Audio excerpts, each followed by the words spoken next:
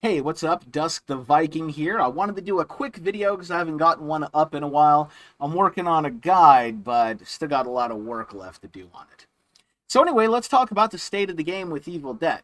The reason I want to talk about the state of the game is because I feel like it's in kind of a rough spot right now, and our player base is in a little bit of decline. But there's a pretty big light at the end of the tunnel, and I'm still pretty super optimistic, so that's what I want to talk about.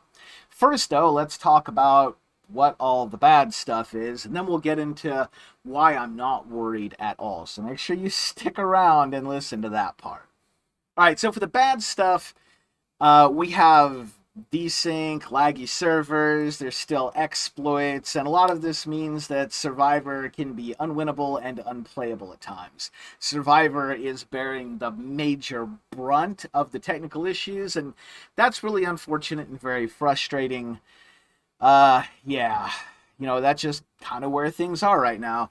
And then it's compounded a little bit by the fact that the devs are kind of bad at communication. So we're a little frustrated as a player base, and we're also a little in the dark. Now, it's not that the devs aren't trying to communicate, they're just kind of genuinely bad at it, I feel. But, out of all the skills that a game developer can have, the ones that we should care about are their game development skills. Can they make an awesome game and get like good patches out and stuff? Cool. Are they bad at communication? Sure, but that doesn't affect the game. So as long as the game is awesome and the patches are awesome and they get everything done in a reasonable amount of time, then that's a net win. It's just a little bit more of a frustrating ride for us as the players at all. So we have to have a little bit more faith in the developer. And this is where we start to get to the light at the end of the tunnel and the good part. Now, I know some of you are thinking, faith in a game developer. Do you know how many times I've been burned by early access developers and Kickstarters and blah, blah, blah, blah, blah? Well, yes, I know sometimes it can be a little hard to have faith in game developers. But I've got this phrase, and if you've been around my channel for a while, you've probably heard me coin it before. And that's that game developers that behave in a certain way tend to continue to behave in that way. Makes sense. That's kind of just human behavior, right? Well, what do we know about the developers for Evil Dead? Well, we know the first patch that they got out took about 2 weeks to get out, but that makes sense because this is on Xbox, PlayStation, and PC.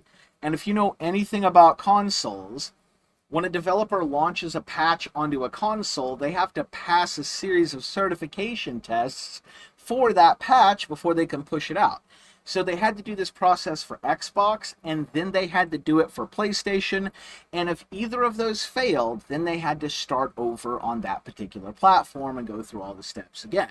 So this makes putting a patch out for a cross-platform game like Evil Dead take much longer than it would if it was just PC, which you can just push a patch out and then hotfix it later if something doesn't work. That said, 2 weeks is a pretty reasonable window. It's a little bit longer than we wanted, but still, that's completely fine. Like, that's very reasonable. So we know our next patch will probably be about the same. It'll be a little bit longer than we want to wait, but it'll still get here in a reasonable amount of time. There's one little caveat, though, and that's because this certification process is such a pain. I predict that they're going to try and make the patch as big as possible. They're going to want to get as much stuff as they can into the patch so that they only have to do that certification step once for each console. If they do a bunch of little patches, then they have to constantly be in this certification loop, and that can drag out the entire process, making future patches take even longer. So, yeah, expect the patch to come out in a reasonable amount of time. Just a little bit longer than you probably want, but it'll be a large, significant patch, and just like the first one, it'll be based largely on player feedback and internal data so that it hits all the points of outcry, but does it in an intelligent way that has a significantly positive effect on the game. The first patch that they put out was fantastic. I really, really liked it. I had a lot of praise for that patch.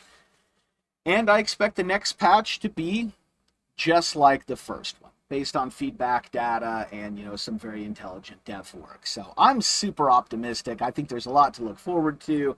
We're just going to have a little bit of patience. If you don't want to have patience, well, just pretend that the game isn't out yet. And when that next major patch comes out, you can just pretend that that's the launch date, and then you can pretend that they pushed the game back and you have a much more polished game. But for those of us like myself who want to play the game now and don't mind a few technical issues, well, we can play it now and everybody wins. But yeah, that's pretty much all I wanted to talk about, really. Just kind of touching on where the game at, where it's going, reassure all of you that things actually look pretty good, despite the kind of bad communication. And just to harp on the bad communication a little bit more, which at this point is more of just some lighthearted poking the fun at the devs. Like, their communication was so bad. Their Q&A that they did on the live stream, oof, boy. I like left halfway through. I couldn't even watch it. It was so bad.